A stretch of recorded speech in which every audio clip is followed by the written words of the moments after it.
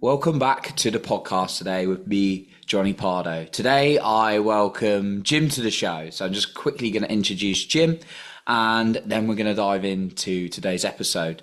So Jim Fortin is a world-renowned subconscious transformation expert who helps people reprogram their identity, break old patterns, and create lasting change from the inside out. He's a master hypnotist and NLP expert who's worked with high-level entrepreneurs, celebrities, and elite performers for over 25 years. He's also the creator of the top-ranked Transform Your Life from the Inside Out podcast. So, welcome to the show today, Jim. Glad to have you on. Glad to be here. Thank you for the invite, and hopefully we'll help a lot of people today get to the next level in life in our time together. Absolutely. No, I'm really looking forward to the conversation, and Me I'm always too. fascinated with the things you're talking about. So always love learning, and it's great to have you on it today. So, Jim, it'd be really interesting to know you're a subconscious transformation expert. You've got like these skills like hypnotist and NLP expert. I'm always curious when someone's kind of got like these skills and helping people transform. Is it just been a fascination you've had with people over your life and learning these things? Or was there something in your life, or maybe it was a number of things that got you to wanting to make such a big change that got you into all of this? Great question. And before I go there, I want to just, I had a book on my desk. Doesn't matter what the book is, but you said this is the number one reason people listen to podcasts, watch YouTube videos, all these kind of things. Everyone wants a better quality of life. Mm, We're hardwired to want a better quality of life. And people say exactly what you said, and a very small percentage of the population does. You said, I love learning. Learning doesn't matter. And the mm, reason why is this book here could be a book about how to be, let's say, how to make $100 million. But let's say, for example, you grew up poor, because we're going to roll this into identity in the rest of our conversation, mm, the subconscious mind. So let's say, which I did, let's say you grew up poor and you didn't have any money. And all you ever learned was money's hard to make. You've got to struggle for money. No matter what you do, you got to keep struggling and working away and working till your eyeballs bleed and taking massive action. Work, work, work, work, struggle, hammer, hammer, hustle. Okay. That's what most of us learn. But here's the thing. Whatever you hold as your subconscious identity is what happens to you automatically. It just happens, mm. boom, just like that. And it doesn't matter what you read or what you consume about wealth or money or health or relationships or anything, because you don't have that already because your subconscious identity has prevented that. So whatever you read is called content. But the context of us is our life, our frame. Our context is like our subconscious identity. And until you change the context, it doesn't matter which content you put in the context because the context will kick it out. So an example would be I grew up poor, okay? And for back many years ago when I was probably your age, I was reading a lot of books about money and not about investing, but about the mental aspect of money. All kind of spiritual books about money. I grew up poor. We didn't have any money. And I grew up hearing money is hard to come by. Only rich people have stuff like that. We will never be like that. All these things that I was programmed with until about the age of 18, because we're all programmed, we're all indoctrinated. And no matter what I read, my money never changed. Now, today, I'm a multimillionaire several times over. And that didn't happen until I changed my subconscious identity.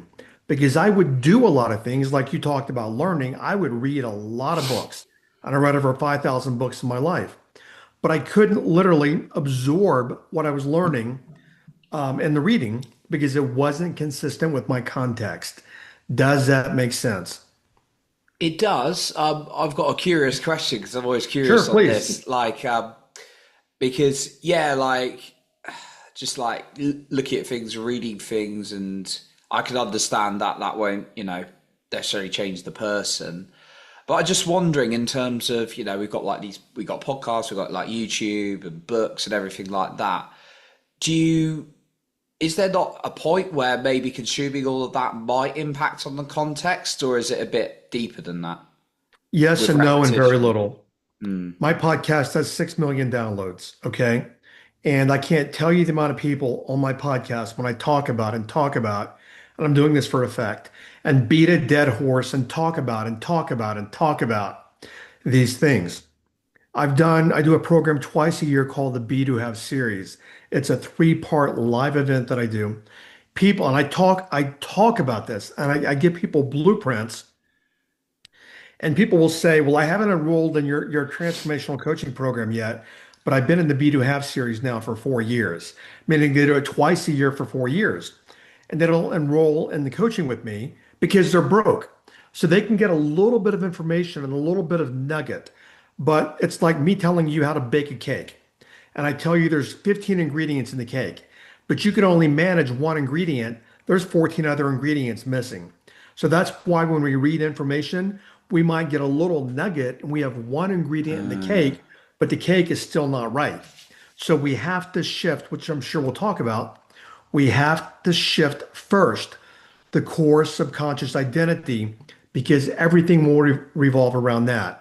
So what I often tell my students is you can never outperform yourself. You can never outperform yourself. So, whatever your identity is, you will never outperform that.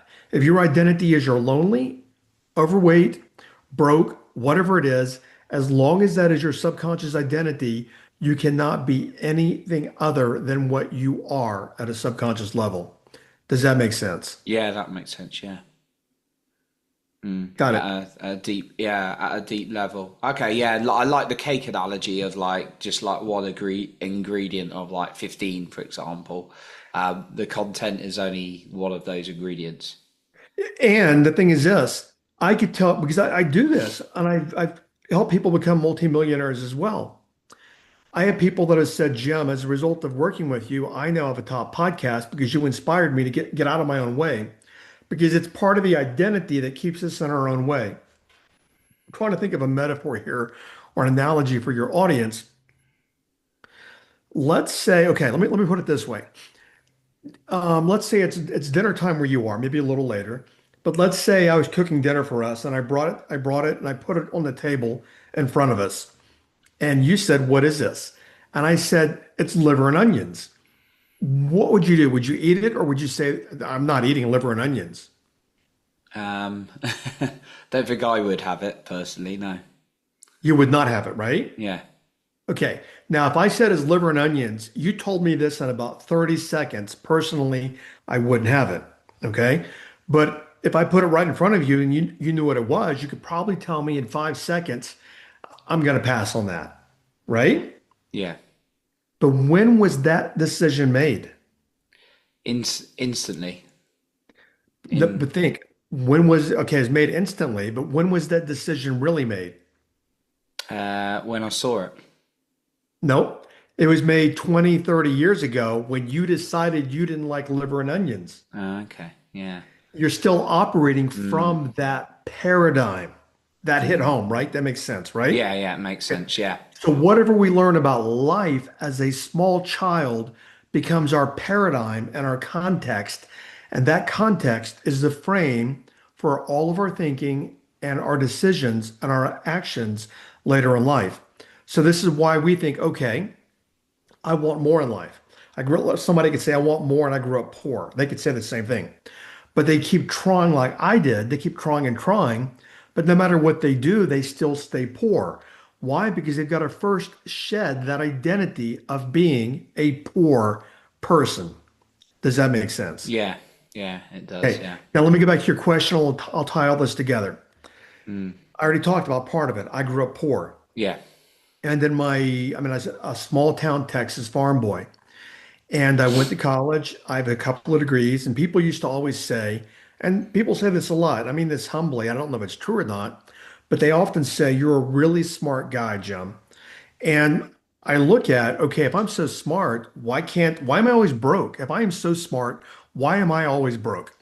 And I Mm. started digging in the like late 1980s, early 90s. I started digging, and I started getting into personal development. And I recognized that wasn't enough because I discovered everything I'm sharing with you now. Listening to motivational speakers and all that.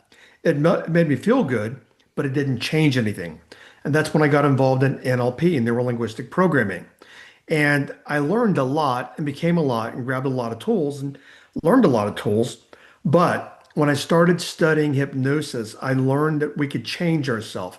We could shift ourselves at a subconscious level. And then I said, okay, I need to start programming myself to be wealthy and to be abundant and to flourish and to have money. And when I started doing that, that started shifting my behavior. And when I started shifting my behavior, I started shifting my outcome. That goes back to a paradigm that I work from. It's called be, do, have. We must first be before we can do, before we can have. Most human beings have it backwards. They work from have, do, be. So the correct way, and I'll explain these, is be, do, have. But we learn to work backwards, have, do, be. Now, be, do, have is who must I be to do what I need to do to have what I want. And as an entrepreneur, what must we be, Johnny? It must be certain in our abilities to deliver. Okay, and dig And deeper. yeah, certain in ourselves. Okay, okay. But we also must be responsible. We must be committed. We must be disciplined. We must be self-integrity. Yeah. Okay. And these are ways of being, these are characteristics of the personality. So the correct model is be, do, have. But as I said, we work backwards. We learn have, do, be. Have, do, be is if I have or had more, then I could do more. Then I could finally be successful. But here's the problem with that whole model. Okay, let's say that somebody listening wants to go into coaching, and the coaching is, let's say, $5,000. And they know they need this coaching, like your programs. Let's say that I say, I really want to start a podcast. Yeah. We'll use you for an example. Yeah. I really, really want to start a podcast, but I've got to learn how because I don't know how. And then I run across this dude named Johnny, and Johnny says, I'm going to teach you how to do a podcast, but you have to pay me whatever you charge, 1,000, 2,000, 3,000, Yeah. whatever it is. And then I say, oh no, I really want to learn from this guy, but I don't have the money. So because I don't have the money, then I don't learn from you, which means I don't do it, which means I'm never being successful as a podcast owner, podcast host, or whatever you want to call it. Does that make sense? So Yeah. when we in life say, I really want XYZ in my life, but I can't afford it. We're working from circumstance, meaning I just don't have it. And your Mm. circumstances say you don't have it. And when you work from circumstance, you will repeat your circumstance over and over and over 100%. That's why we have to work from being. Who and how am I being, which is a characteristic, to do what I need to do to have what I want to have. Does that make sense? Yeah, I think that's a really good example with the affording things like and because it's like, oh, I can't afford that. I'm not Right. there. And then I've been a little bit into the sales industry and been in it, and it's people still come round a year later, and they're still not made the money, and it's that kind of circumstance. But look at Um, this. Look at this. yeah. I'm sorry to interrupt. Look at this. So people come around a year later, and 94% of people still won't do anything a year later because they're still broke. So we have to Mm, look at who are we being. It always goes back to being because being is a genesis of all creation. So we have to ask ourselves, who and how am I being? Because that will determine what we do. And you mm, notice a lot of these people, Johnny, that come back, like you said, a year later. And then I ask people, well, what did you lose? And people will say, well, I lost a year. No, you did not. You lost a year plus a year of opportunity cost and income that you could have made had you been being someone different to do something different to create the podcast. mm. That's an Make sense? interesting. Yeah, I I kind of thoughts come to me, and I'd really love to hear your take on this. Sure. Because there's often, and particularly, I think money is a great example here, but I think we could also apply this to all multiple areas. It sounds like, but there's quite this thing you hear, like particularly in this kind of like inspirational example, like they were broke and they hustled and hustled and hustled, and now they're like a millionaire, Right. but that Great, sounds great. like it's coming from a do. But do you think it could ever be a case where you were doing that you actually became and then had? Very rare. Look at the Okay. amount of people on Instagram or Facebook or Twitter or whatever. Look at the amount of people that hustle and they still are end up broke. You see this, do you not? The Yeah. amount of people that will watch all the influencers on Instagram and they're like, ah, that guy does this and that guy does that and this girl does that and Go I to all want the to do Tony that. Robbins. Yeah. Exactly. And they're all fired up, right? But they can't do it. The problem is, it's a beautiful question you ask. The problem is the guys that actually hustle and do it, you have to precede that. What are their characteristics?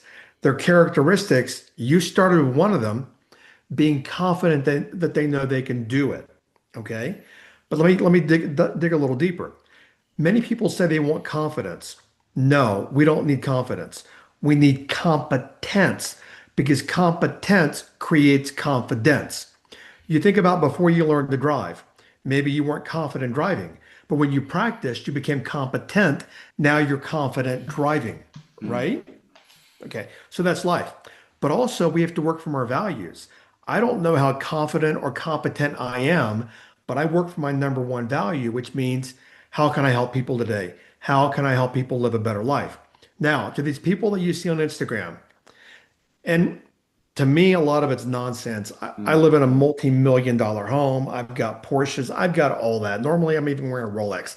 I don't care. But I'm at an age where I recognize that stuff doesn't define me. It doesn't make me who I am. But you see a lot of these young guys, oh, I just bought this brand new Lamborghini and I bought this brand new Porsche and living in a penthouse in Miami and all these kind of things. But then I already know this. I'm like, okay, what were the characteristics they brought to all of the doing? Because your doing will only be effective as the being doing the doing.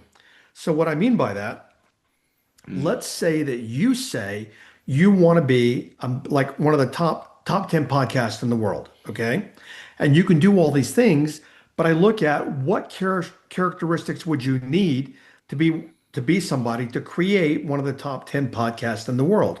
So these guys, number one, are a very small percentage of the population, but they already have the characteristics, meaning they Mm. have discipline and accountability and self-integrity. Self-integrity is doing what you say you're going to do when you say you're going to do it. It's not moral integrity, it's self-integrity. They're committed, they've got the discipline, and they are 100% responsible for the outcome. Those four things right there are already characteristics that they have. So when they say, oh, okay, I'm going to start a podcast or a business or whatever, they already are being the way they need to be with the characteristics. But to give you an example, my father was an alcoholic, and I watched him start projects and never finish anything. As a small child, he would start home projects, garage projects, all these kind of projects, and he never finished anything. So we learned from our parents. What do you think I learned by watching that? Just like don't finish things. Keep trying, doing different things. That's exactly it. I didn't learn about commitment. I didn't learn about Mm. discipline. I didn't learn about self-integrity. So for all my early years trying to be an entrepreneur, the biggest problem I had is that I didn't know how to be committed. I wasn't committed. So because I wasn't committed, I wouldn't stick to it when it got hard. I wouldn't stick to it when I hit roadblocks. I wouldn't stick to it when I couldn't figure something out. And therefore, I would start something and quit, start something and quit, start something and quit because I didn't learn how to be committed. Long answer, but does it make sense? Yeah, that totally makes sense. I think what came up for me is sometimes like there's got to be the be as well, before the do. But sometimes Always. maybe people who the ones who are have done it successful, maybe the kind of from the poor to like making loads of money, they are being the being, but maybe it's not even a realization to them. While Correct. someone else could just work hard, but they go around in circles because they're not being As the being, hard right? or harder, Yeah, and they still go in circles. yeah, You have roads in England. We have road. I live in Arizona, but I live in like the mountainous part of Arizona, where like near the Grand Canyon. And you see people on the highway here that when it's 110, it doesn't get that hot where I live, but down South Arizona, when it's 110 degrees outside, you see guys on the side of the road working in 110-degree heat. Do you not think they are working hard? yeah. They are. For what? 25, 30 bucks an hour? Mm, Whereas I'm passing by in my Porsche, and I'm only using this as an example because it's realism. In my Porsche or my Mercedes or whatever I'm driving, wearing a $30,000 watch, driving my multi-million dollar home. Now, again, I don't give a crap. I don't want to brag about money because yeah, yeah, it sure. doesn't matter. We don't care. But it's as an example. But I don't work hard. I mean, I'm sitting here in air conditioning. I'm doing what I love to do, making seven figures, multiple seven figures per year, whereas they're working their butts off in the heat for 30 bucks an hour. But we're still doing things that I'm doing less Mm, and making 100 times more. It all comes down to how we see ourselves subconsciously. mm, that's fascinating. Yeah, Does that make like sense? yeah, it goes against the like the working hard thing. I know when I went through my career, I remember spending. Like, I'm not a multi-millionaire, just being transparent about it. But I remember going through Sure. my career and getting pay rises just by being presenting stuff, doing training, which I love doing. But then Yep. I'd be on a really low wage, and I'd be working hours doing all the photocopying. So it was just Yeah. like, but then like doing the presenting, getting noticed, doing what I loved. I switched my identity slightly to seeing the value within myself. So Yeah, and there's two ways to shift our identity because people listening are probably wondering, how do I do it? yeah, Two ways to do it. There are two schools of thought. One is Freudianism, which is subconscious mind, and the other is behavioralism, which is B.F. Skinner, a psychologist in the 1930s in the US, a behavioralist. yeah. Now, the two ways are one would be self-hypnosis. This is nothing new. People have used this for 60,000 years, self-hypnosis. And you can get online and you can find a bazillion videos, audios, all these kind of things, hypnosis audio. You can go to YouTube and just type in self-hypnosis audio, weight loss, self-hypnosis, make money, whatever. And a lot of those are they're not that effective. Some can be, they're not that effective, but people start learning about this. When they start learning, they can start exploring it on their own. So one way is self-hypnosis. But in that same family, what you say to yourself, what you talk to yourself about with repetition is programming your subconscious mind. Give you an example. Do you have any shoes on right now? You're doing a podcast. You got any shoes on right now? I don't right now, no. Okay, you don't. That's normal. We work from home. Yeah, Do you yeah. know how to tie your shoes? Yes. Okay. When did you learn? No, the first few years of my life, I don't know. Yeah. Now, do you think you got it right the first time? No. You had to practice, right? Mm, You know how to read, right? yeah, When somebody put a book in front of you, you didn't know how to read. How do yeah. you learn how to read? Repetition. Mm, Repetition trains the brain, it conditions the brain, neural pathways in the brain. It's also called neuroplasticity. So, what you say to yourself with repetition is what you program the brain, or what other people say and you accept. So, mm, do you know who Muhammad Ali is? yeah. Was. Okay. It's, What I'm did the Muhammad Ali, greatest. Yeah. he used to constantly say, I'm the greatest fighter who ever lived. I'm the greatest Mm, fighter who ever lived. And the more you say that, I'm going to back up even further. You ever seen somebody tell a lie and you know it's a lie and they tell it like a dozen times and they start believing the lie? And you're like, what the hell's wrong? Yeah, that's not true, but they don't know it's not true anymore. You ever seen that before? yeah, I've can think of a quote as well around that. Yeah. Okay. Here's the thing. What we say to ourselves with repetition programs the subconscious mind. Mm. And it doesn't matter whether it's true or not true what we program. What do women usually say that are overweight? They use the F word. What's the most prominent thing women say? Um, Starts with an F. yeah, like I'm fat or I'm along those fat. words. I'm Yeah, fat. I'm fat. And yeah, notice what people do. I'm so fat. I'm so fat. I'm so fat. I'm so fat. So what happens? That's a conscious command from the conscious mind. The subconscious mind is over here listening, hearing that, and it says, if they were having a conversation, okay, you say you're fat and you say that a lot. It's my job, being the subconscious mind, to keep you fat. So I'm going to make you lie on the couch. I'm going to make you overeat. I'm going to make you like not exercise. I'm going to make you make poor choices. Why? Because you said you're fat. It's my job to fulfill that as your subconscious mind. So I'm going to do everything I can to make you fat because that's what you say. So when it comes to money, I used to always say, I'm so broke, I'm so mm, broke, I'm so broke, I'm so broke. So my subconscious mind would always keep me broke because I always said I was broke. That's the easiest way is to learn to manage our self-talk. Now, I said there's two ways. That's the psychological. The other is behavioral.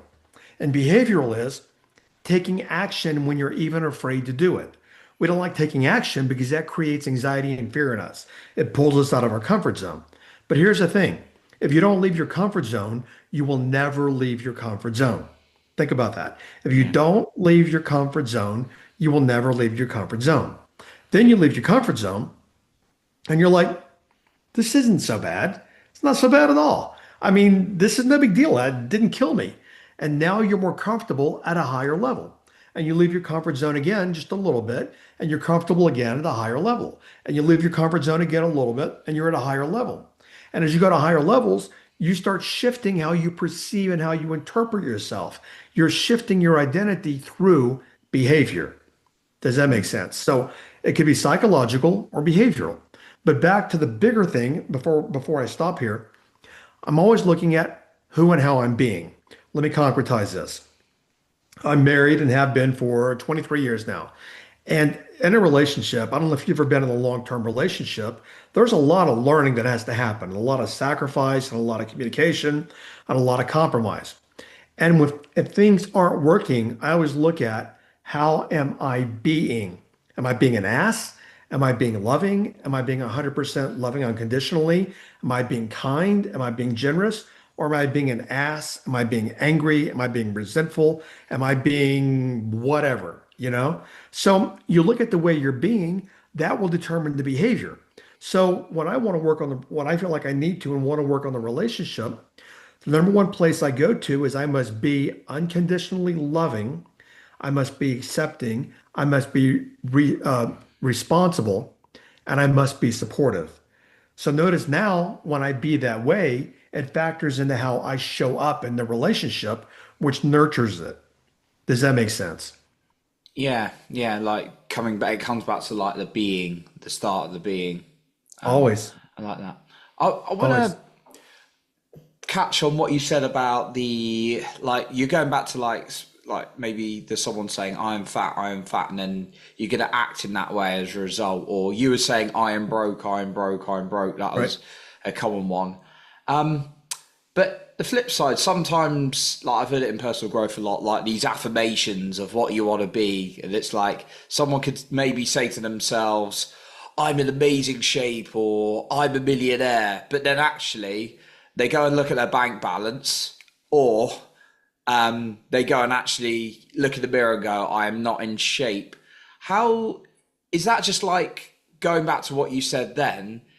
Like you can say those things, but you have to add the behavioral part with it as well.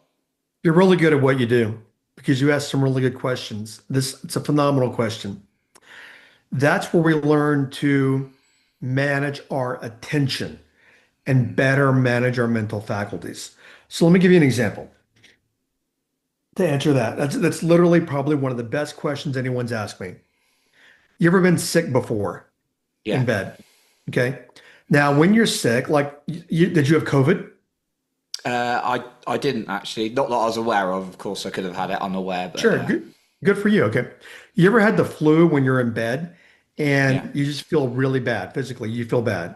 Mm. Okay. Yeah. Now, this might not have happened to you, but I'm going to try to draw a picture for you here. Have you ever noticed that if you have the flu and you feel really bad, you can watch some TV, some comedy show or something, and even though you feel bad, you're not paying attention to that because you're watching TV and you're laughing at what you're watching. Does that resonate? Yeah, I can relate to like just watching some comedy, even if there's a tough time as well, sometimes. Exactly. So Yeah. notice one is about physical, one is about mental. The body's about the physical, the watching and the laughing is about the mental. We have to learn to manage the mental. So what we do is exactly what you said. Now, I'm gonna really tear into this a little bit and take it apart even more. Here's the thing. It's not that we just speak the words, I'm rich, I'm rich. That won't do anything. We have to imagine. Here's the key. This will change everything for everybody listening, but it's the hardest thing for people to do. It's the easiest and the hardest.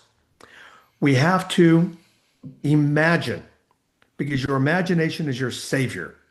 You have to imagine what it is, the new way, or how you want to be in the new way. The more you imagine it, the more you are programming the brain. Let me show you how well imagination controls us and drives us. Okay.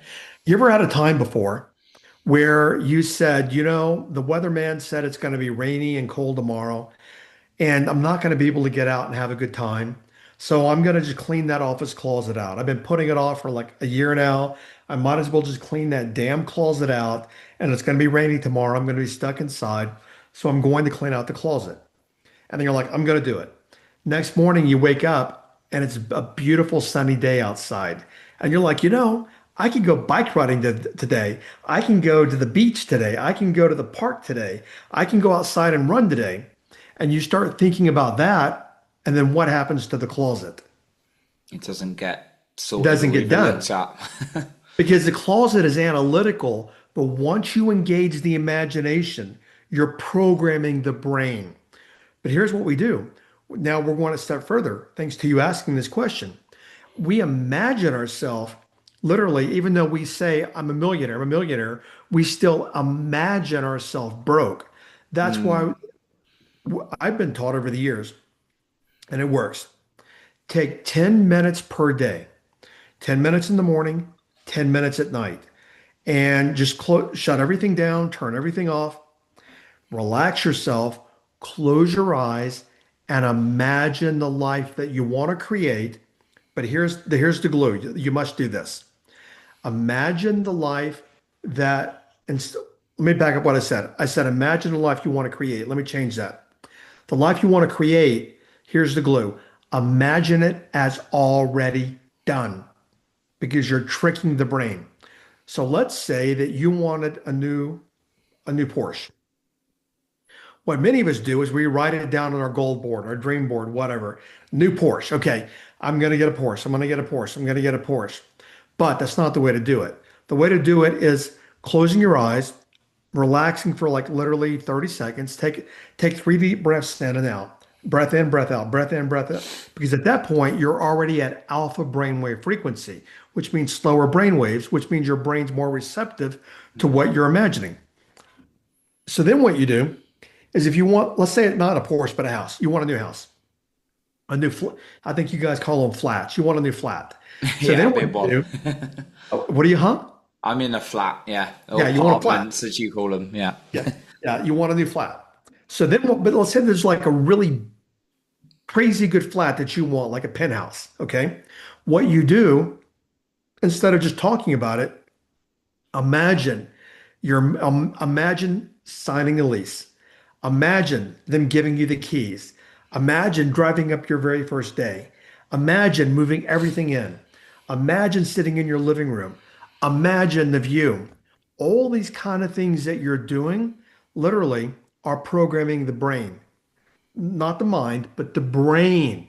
And the brain will automatically start corresponding to that. Why? Because that's what the program is, just like your program of liver and onions. The body automatically corresponds to what the brain said. The brain says, hell no, I'm not going to eat that. So the body automatically corresponds, but you learned that many years ago. So what you do is you do this with repetition twice a day. you will start to feel changes in yourself happen maybe a month, maybe 3 weeks, maybe 5 weeks. You will start to feel changes happening inside of you. Does that make sense? Yeah, it certainly does. And when you said, like, you could say I'm a millionaire, but you still imagine yourself broke. It's like, yeah, that's not going to work. Um, but yeah, I guess like for some of us, some people want like a dramatic change in their life, like multiple areas, like money, relationships, health. Maybe there's a lot of things they want to change. Is it too much for the mind or the brain to focus on all those things, or is it better to kind of like focus on one area at a time from your Another experience? great question. One thing. Now, let me ask you this. Hang on. Let me answer that first. Focus on one thing because what you focus on is what the subconscious mind puts weight on, meaning it makes it weightier. It makes it more of a goal for the subconscious mind. It's Mm, called compounding. Okay. So let's say that you've got three goals. You're tired of being lonely and you want a relationship, but you don't have the body you want, so you want to lose 25 pounds so you can find a girlfriend, boyfriend, whatever it is. Okay. So let's say you want a relationship. You've got the body that's out of shape, and you're like, I got to get in shape because I want a relationship, and I think that's important. And then you don't have any money. What I look at is, okay, utilitarian approach. Of these things, I can't work on all of them at once for the most part. I've got to pick one. Which one that I tackle and achieve will make the biggest impact and make the other two easier? mm, So let's say that you want to date someone. That's your big thing. I'm tired of being single. I want to date someone. But then I'm embarrassed because my body, let's say I'm 25 pounds overweight, or I'm in shame about my body or whatever it is. But I also say, well, I don't have a lot of money. Well, I don't care about that yet. I'm going to work on the body because when I work on the body, now I'll start feeling better about myself. When I feel better about myself, it's also going to be easier for me to put myself out on camera if I want to do video, to make money, or to do whatever I need. Why? Because they've mm. worked on the most important thing first. Prioritize. Then what you do is when you make headway, you make ground in one area, you're feeling confident. By the way, I got to go back here. You said a lot of people want all these things. That's the biggest problem. Is what I was going to ask you earlier is how old are you? I'm faithful. 34. Okay. Did you create everything you have now in literally 2 weeks? No. No. It took you a couple of years, but it took you your whole lifetime. But it took you probably 2, 3, 4 years to build up to what you have. Your Mm. podcast, how old is it?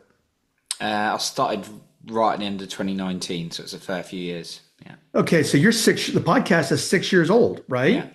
Okay. So did you start the next day you had 2 million downloads? No. No, it took time, Mm, but it was the progress and consistency, right? Here's the thing. When we don't have what we want in life, we often deem that as a problem and a big problem. When people have big problems, they look for big solutions. That's not the way to solve the problem. The way to solve the problem is a bunch of little solutions that add up and fix the big problem. So it's step by step by step by step. So we can't tackle life at one time because we will fail. And then what we do is we give up because every time we do it, we're trying to tackle too much. And as a result, we fail. And then we create the belief that no matter what we do, nothing's going to work. Does that yeah. make sense? That makes sense. Yeah. Start small. Start small. So even what I gave you earlier about twice a day, if that's too much for some people, start with 5 minutes a day, twice a day. And what you simply want to do, and I'll repeat again, imagine the outcomes that you are creating in life that you're wanting to create. But the caveat is imagine them as if they're already done. The Mm, apartment, you're already living in the flat. Not that you're creating the flat, you're already living in it. That's the main key is you have to imagine it as already done. mm. Can it be hard to kind of feel those things at first? And is that where the repetition comes in? Dude, really, really good questions. Very good questions. Okay, we all process information in the physical body in five ways: auditory, visually, kinesthetically, gustatory, and olfactory. Okay, the Mm, five physical senses. We favor three of the senses: auditory, visual, and kinesthetic. I'm predominantly visual, which means when I think predominantly in pictures. So when I think in pictures, it's very easy for me to do what people call visualize or imagine. Mm. But we can all imagine because let's say that you're predominantly auditory and you think predominantly in words. What you're imagining is hearing other people's words a lot. And you're imagining your own internal talk and your own internal loop and what mom said and dad said and your buddies said. You're imagining the auditory more than you are visually seeing things. And if you're kinesthetic, you're feeling. That's how you process. And you're literally imagining what's going to happen, but you imagine through your feelings. So it's good to know. We don't have to obsess about it. It's good to know, okay, how do I predominantly process information? We don't even have to go there though. Just look at how you normally think. How you normally think. Do you like to see things? Do you like to hear things? So, for example, I just have a scratch paper here. If you said, okay, I'm going to ask you a question, Johnny. Let's Hmm. say I'm doing a sales presentation to you, Yeah. and I've got it all here in a notebook, and I'm telling you about it. And I'm talking about what's in the notebook as I'm telling you about it. Are you wanting to see this also, or are you okay with me just telling you about it? For me personally, I want to see it. You want to see it. So Yeah. notice what happens. What you're really doing is saying, stop talking, put it in front of me, let me see it, let me get my eyeballs on it so I can follow along. Mm. Does that make sense? Yeah. You'd rather see it than hear it. Now you don't mind hearing about it, but you got to see it. Make Yeah. sense? So Yeah. that's natural for you.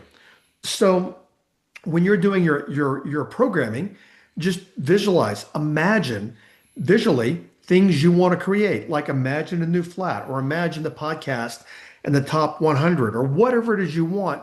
But imagine that and then imagine all the things you have to do associated with that particular thing.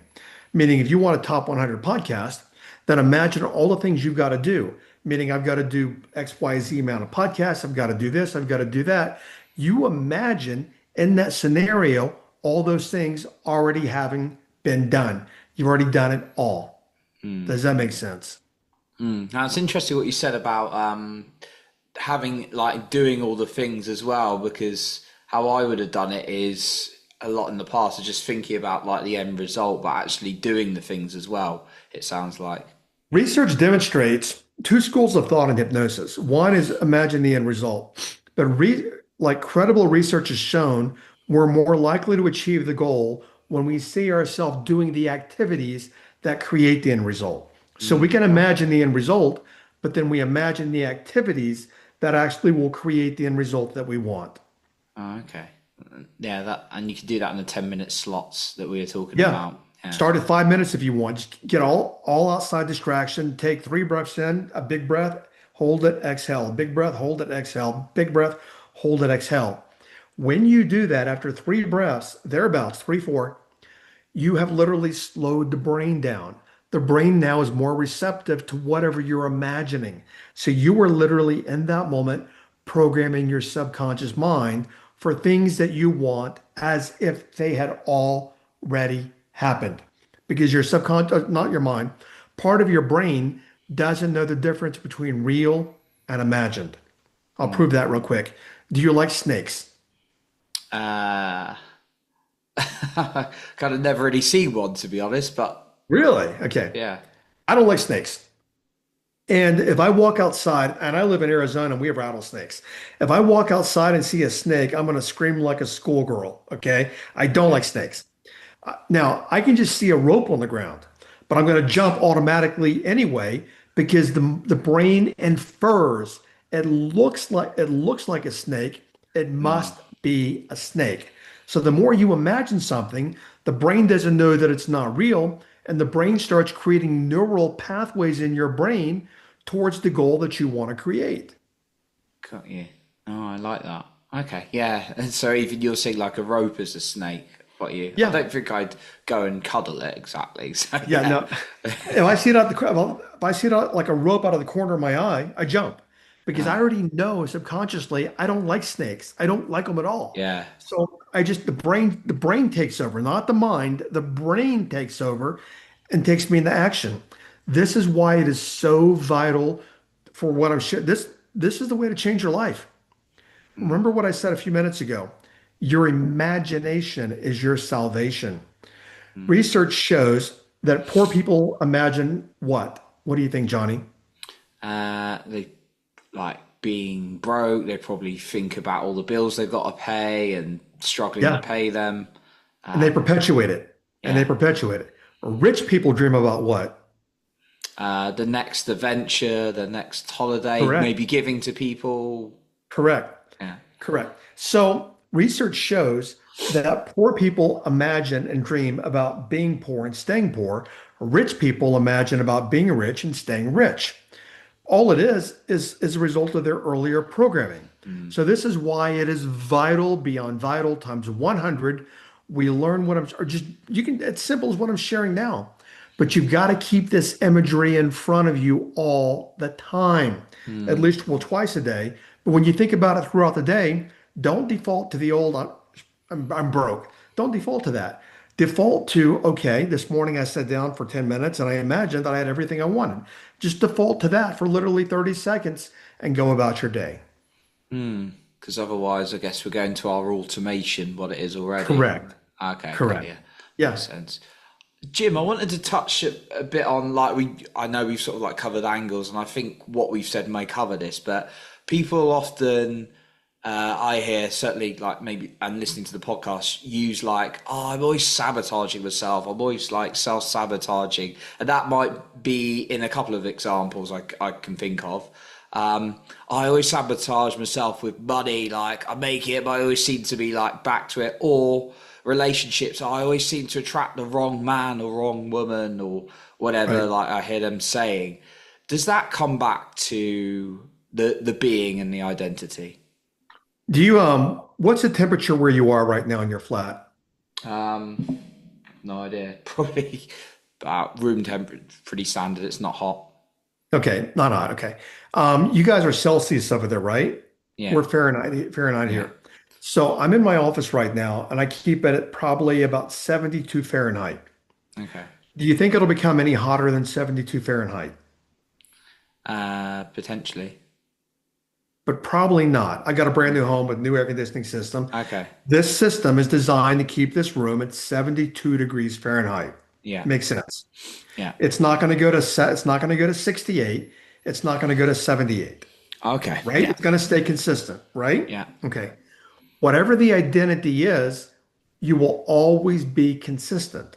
Now, you're mentioning self-sabotage. Well, let's say that my identity is I'm broke. I will always be consistent, but then I try to make money and I sabotage myself. The subconscious mind will sabotage me because that's outside of my context. I can only operate in the context. So the self-sabotage comes from us wanting to create something that's not consistent with the subconscious identity. Got you. Okay, so yeah, and then it comes back to what we've talked about, and or you've talked about in terms of yeah, the imagination to sort of like impact that on what you want and changing those images to impact the subconscious, right? Yeah, I know we're going to go here a bit, but the key is repetition.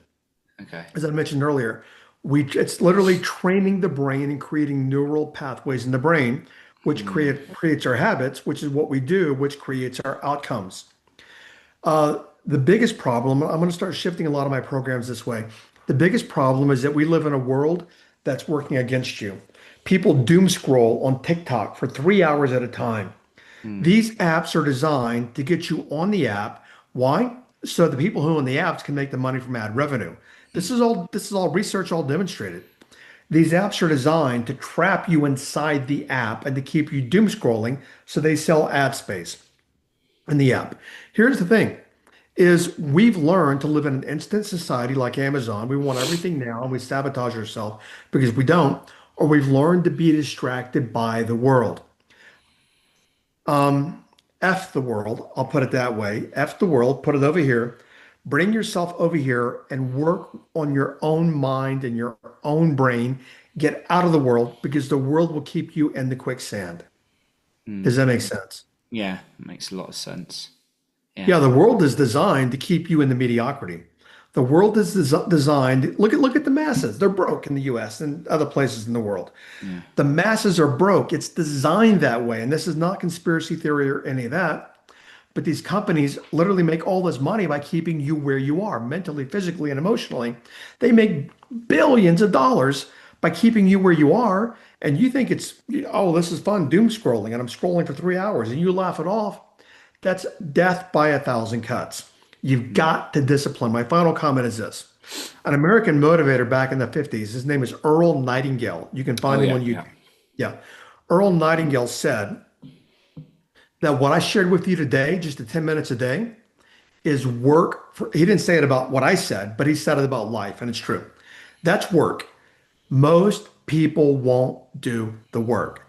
Now, why won't they do the work? Because their brain has been conditioned to be instantaneous and automatic. The work is going to take some time, 45 to 90 days to completely start changing your life at a core level, but people won't do the work because they've been programmed differently. Yeah. Wow. No, Pretty thank crazy. yeah.